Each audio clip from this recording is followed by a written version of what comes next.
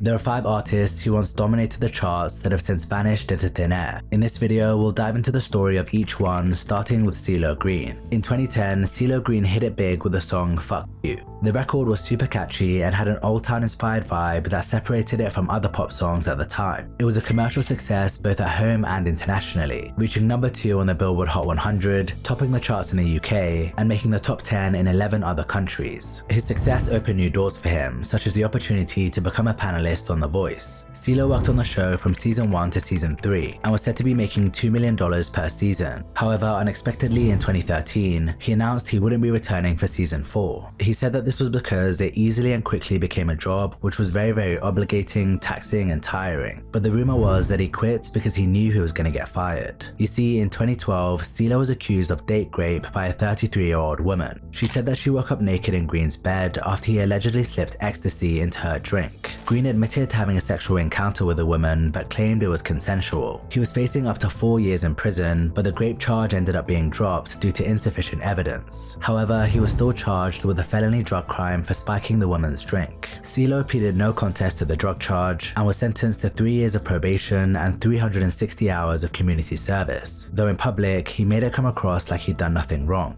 And I really think that this situation was imposed upon me, to seek to assassinate my character. And it could have possibly ruined my livelihood completely. Yeah. I'm talking about, I'd rather get caught on camera murdering a motherfucker, man, than be accused of some sexual crime. The situation Cee Lo was in was bad but not unrecoverable. However, he made it a whole lot worse with a series of tweets he posted about it. People who have really been raped remember. So if I tried but did not succeed, but the person said I did, then what really happened? When someone breaks in a home, there is broken glass. Where is your plausible proof that anyone was raped? If someone is passed out, they're not even with you consciously. So with implies consent. It's not entirely clear what he was trying to say here, but many interpreted the tweets as him saying that it isn't rape if the victim is unconscious. After getting a ton of backlash, Cee Lo apologized and deleted his Twitter account, saying his tweets were highly irresponsible, but the damage was already done. Not only did he leave The Voice, but a number of his concerts got cancelled, and a reality TV show he had was axed. His reputation was tainted, and with none of his new music taken off, Cee Lo Green quickly became a name of the past. This video is sponsored by MyBookie. I've been using MyBookie for a while now, and the platform has become my go-to for all things sports betting. I'm a big combat sports fan, and betting on UFC and boxing matches over the past year has paid off big time for me. Now things are about to get even better at MyBookie with the start of the new college football season. There are going to be so many interesting matchups heading your way, and MyBookie will be covering it all. The average college football game runs about 180 plays, and every catch, sack, and touchdown will be an opportunity to win. I know from experience that having a bit of skill in the game takes the excitement of a match to the next level, so make sure not to miss out. The beauty is, if you're knowledgeable and you know your team well, you're bound to do well over the course of the season. It's MyBookie's 10th anniversary, and with that, they're offering a bonus of up to $1,000 on your first deposit. To claim, all you have to do is follow the link in the description of this video and use the promo code TELLUSMORE. It's that easy, so play it smart and start your season off funded by the house. In 2011, singer-songwriter Gotye released the track Somebody That I Used to Know. The song became a smash hit, dominating the Billboard charts for weeks on end and receiving 3 Grammys. It reached the top of the charts in 26 countries, and with 20 million copies sold globally, it's one of the best-selling digital singles of all time. Along with the song's unique sound, part of its appeal was a stop-motion video, which was really quirky and stood out from the high-budget music videos that pop stars usually promoted. Most people say, they think the video clip really enhances the delivery of a song, so a lot of people really have, responded to the video and wanted to share it with other people. The music video's budget was small because Gotye was funding it himself, but if anything, this added to its charm. The song couldn't have been more of a success. However, soon after its release, Gotye disappeared, and we've heard very little from him since. So what happened? Well, while Gotye enjoyed the recognition he got for the song at first, it wasn't long before it turned into a bad thing for him. He started being recognized everywhere and had to deal with endless requests to do interviews or make TV appearances, all while the song just got bigger and bigger. At one point, even celebrities like Ashton Kutcher and Katy Perry shouted him out, posting tweets promoting and linking the song.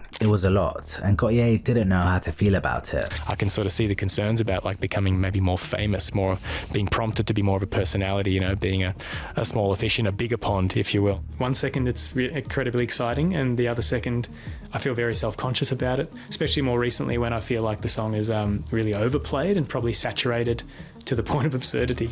From here, his concerns only grew as hundreds of his fans began making parody videos of the song and posting them online. At various points, I've been a bit burnt out, like seeing another remix, another cover of the song. It's like, and a lot, some are okay, some are quite average, and so I was a bit over it. He felt that not only was the song's reach and influence getting out of control, but that his work and name were being misrepresented. Hearing a lot of bad remixes and edits on commercial radio around the world, it's so far out of my hands that maybe my music and my act, my stage name is being badly represented by all these other people doing really crap interpretations of my song. You might say, well, I'm sure you got paid a fortune so we can cry me a river. But Gotye actually refused over $10 million in advert revenue from YouTube because he didn't want adverts to play before fans could stream his music. He said, I'm not interested in selling my music. That's the reason I don't put ads on my YouTube channel, which seems strange to people in today's climate, but that's the decision you can make. I'm like that with all my music. Despite his internal struggles, Gotye went on to do a tour of his album, but like everything else in his life at that time, it all became about this one hit song.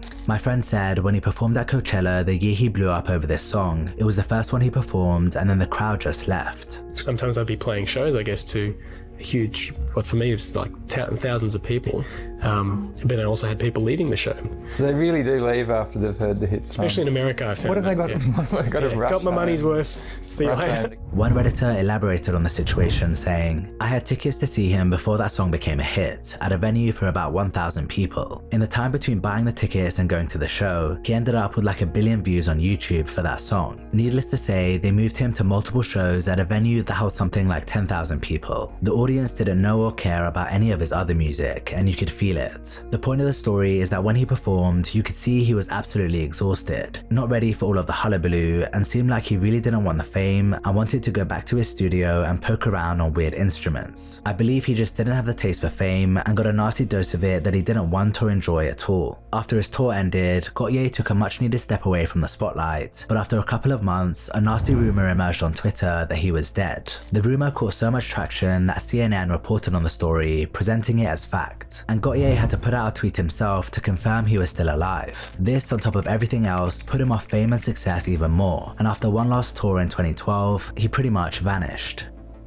There will be no new Gotye music. This was part of a statement Gotye released in a newsletter in 2014, and he wasn't lying. He hasn't released any new music under this stage name since, essentially ending his own career. Now he produces music on a much smaller scale with 2 of his friends in a band called The Basics. I mean, people ask me, like, whether I worry about being a one-hit wonder. I'm kind of like, well, I don't know. I mean, I don't really mind if I don't ever really have a big hit like that, because I'm a bit like, well, I've had that experience. That's what it was like. Yeah, I don't know, having like number ones as like a statement or like as a status or something like that, it doesn't really count for much, I think. In 2015, Fetty Wap was absolutely killing it. His debut single Trap Queen was getting millions of plays, he had a headlining tour around the US with Post Malone, and he was taking the stage with artists as big as Taylor Swift. He was living the dream, and every up-and-coming rapper aspired to achieve something similar. But unfortunately for Fetty, his time at the top didn't last for long. One poor decision after the next led to him ruining his career, and now he's locked up serving a 6-year sentence in prison. So how is it that Fetty Wap went from the world's hottest new artist to just another statistic? In 2013, Fetty Wap was just an ordinary guy with an interest in music, but after putting out Trap Queen in 2014, his whole life changed. The song caught fire on radio and started being played everywhere, taking Fetty Wap from complete obscurity to superstardom in the space of a year. He followed Trap Queen up with 2 other hits in 679 and My Way, both of which sold millions of records, and it's safe to say Fetty's bank account was looking very healthy. How much is the most you saw like in your account? You're like, what the fuck? The most I saw in my account? Yeah, just 22. Huh? 22. Like 22, M's. like 22 million? Yeah. Holy shit. But as good as Fetty was at making money, he was even better at spending it. He bought dozens of different cars, rented multiple different apartments and homes, and spent a fortune purchasing luxury goods for his friends. Let's say we go to the mall, right? You'll see people like this.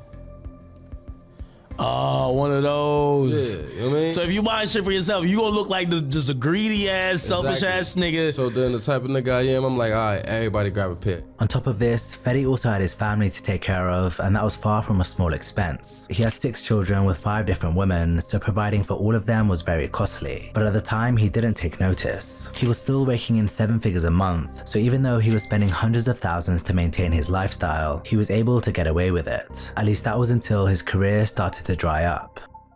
2016 was the last standout year Fetty had in his career. He featured on several popular tracks such as Save That Money by Lil Dicky, Promise by Kid Ink, and All In My Head by Fifth Harmony. He also found success on his own with the track Wake Up, but this would be the last big single he'd released in his solo career, and even then it paled in comparison to the music he released the year prior. Soon enough, things slowed down for him as he tried and failed to create more hit songs, and as the money stopped flowing in, he found himself relying on live performances to make ends meet. This worked for a while, but when 2020 rolled around and people were locked indoors, Fetty couldn't perform and he found himself with his back against the wall. To make matters worse, he was being sued for alleged assault, was going through a divorce, and was dealing with the loss of his grandparents and 4-year-old daughter. All of this led to him making the worst decision of his life.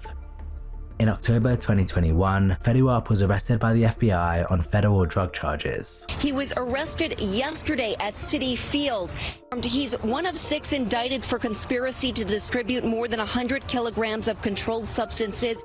It is alleged he was mailing narcotics to the U.S. Post Office and then using drivers with hidden vehicle compartments to transport mass quantities of cocaine, heroin, and fentanyl across the country. In a letter from his attorney, it was explained just how Fetty got himself into this mess. Depression and panic began to set in. Mr. Maxwell took enormous pride in his ability to provide for his children and lend support to his other family members. Suddenly, it felt like life was going in reverse, and he became ashamed when he began to struggle to keep up the lifestyle that he created for so many. His judgment became impaired. Desperate to keep up his financial obligations, Mr. Maxwell became involved in the instant offense for a few months in the spring of 2020. In response to the charges, Fetty pleaded guilty and was released after posting a $500,000 bond. As part of his bail agreement, he agreed not to violate any federal, state, or local laws while on release, and not possess a gun or other weapon. But around 2 months later, he was arrested for flashing a firearm at a man on FaceTime while threatening to off him. His bail was subsequently revoked, and Fetty ended up being sentenced to 6 years in prison with 5 years of post-release supervision. In 2014, Iggy Azalea was dominating the charts with her song Fancy featuring Charlie XCX. The song hit #1 on the Billboard Hot 100, holding the spot for 7 consecutive weeks, and the music video has amassed over 1.1 billion views. Around this time, she also had other songs taking off, such as Black Widow and Problem, leading many to think she'd be the next big female rapper. However, things quickly went downhill for Iggy, and she was pushed out of the music industry against her will. It got to the point that she decided to sell her masters and publishing catalog to Domain Capital, and earlier this year, she announced she's quitting music altogether. This begs the question, how did things go so wrong for her that she had to leave her whole career behind? Well, the problems actually started long before she blew up with Fancy. In 2011, Iggy released a mixtape called Ignorant Art, featuring a song called Drugs. The song included the lyrics, "When the relay starts, I'm a runaway slave master." In the accompanying video, she could be seen miming a whip motion while she delivered the line. This went under the radar for a while, but after she blew up in 2014, it got dug up, and unsurprisingly, it enraged the hip-hop community. This bitch saying that she's a runaway slave master, and the bitch so comfortably did a whip motion in the video, she was like, runaway slave master. It didn't stop there though. Several racist and homophobic tweets from Iggy's past were also found. Just saw 5 black men get arrested out the front of Popeyes. #damn, #stereotype. When guys whisper in each other's ears, I always think it's kinda homo. This sparks backlash from the LGBT community, and as a result, Iggy was forced to cancel one of her headlining shows. From here, things only got worse for her as videos of her freestyling started doing the rounds.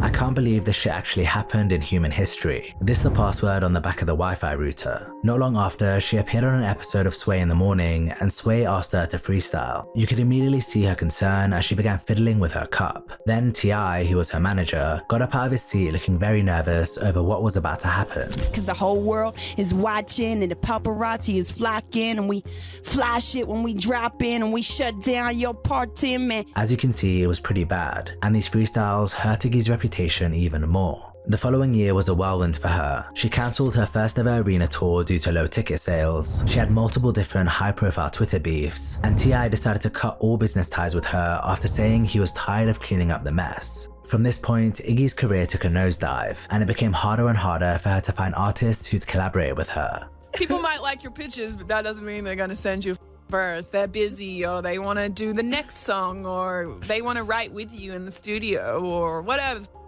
Although she still released some successful songs, she never came close to the level of success she had in the Fancy era, and in 2021, she officially announced she'd be taking a hiatus from music. The following year, she sold her masters to Domain Capital, and subsequently made the decision to retire in 2024.